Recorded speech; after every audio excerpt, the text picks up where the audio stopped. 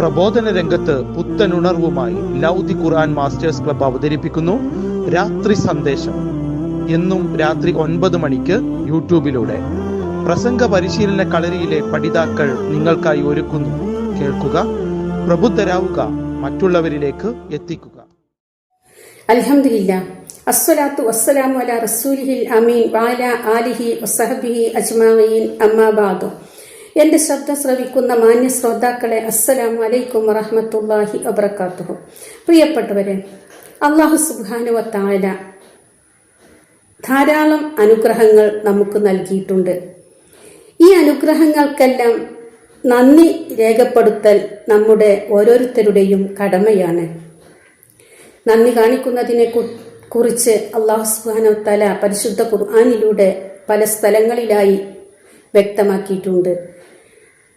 സൂറത്തുൽ ബഖറ 152 വചനത്തിലൂടെ അല്ലാഹു പറയുന്നുണ്ട്, ഫദ്കുറൂനി അദ്കുറുക്കും വഷ്കുറൂലി വലാ തക്ഫുറൂൻ. നിങ്ങൾ എന്നെ സ്മരിക്കുവിൻ, എങ്കിൽ ഞാൻ നിങ്ങളെയും സ്മരിക്കുന്നതാണ്.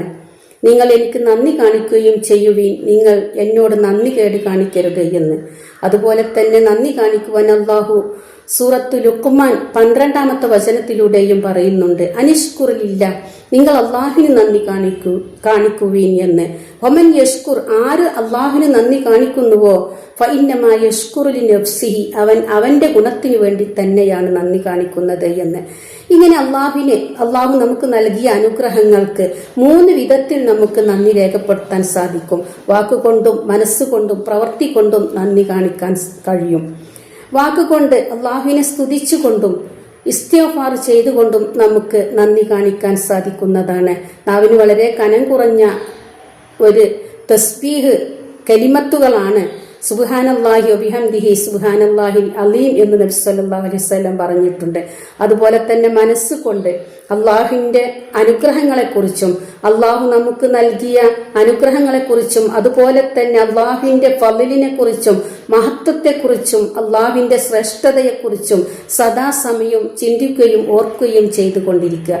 അതുപോലെ പ്രവൃത്തി, നാം നിർബന്ധമായ ആരാധനാ കർമ്മങ്ങൾക്ക് പുറമെ സുന്നത്തായിട്ടുള്ള നോമ്പ്, നമസ്കാരങ്ങൾ എന്നിവ വർദ്ധിപ്പിക്കുകയും അതുപോലെ സൽക്കർമ്മങ്ങൾ ചെയ്യുകയും ചെയ്യുക.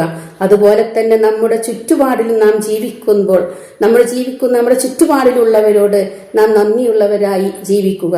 സദാ നന്ദിയുള്ളവരായി ജീവിക്കുമ്പോൾ നമുക്ക് അള്ളാഹുവിനെ ഓർക്കുന്നതിന് സാധിക്കും.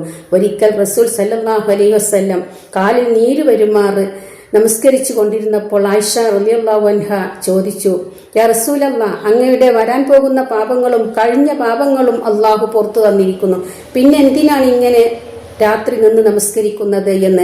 അപ്പോൾ റസൂൽ സല്ലല്ലാഹു അലൈഹി വസല്ലം അതിന് മറുപടിയായി പറഞ്ഞത്, അഫല അകൂനു അബ്ദൻ ഷക്കൂറ, ഞാനൊരു നന്ദിയുള്ള അടിമയായി മാറണ്ടേ എന്ന്. പ്രിയപ്പെട്ടവരെ, നാം ഓരോരുത്തരും അള്ളാഹുവിന് നന്ദിയുള്ള അടിമകളായി മാറണം.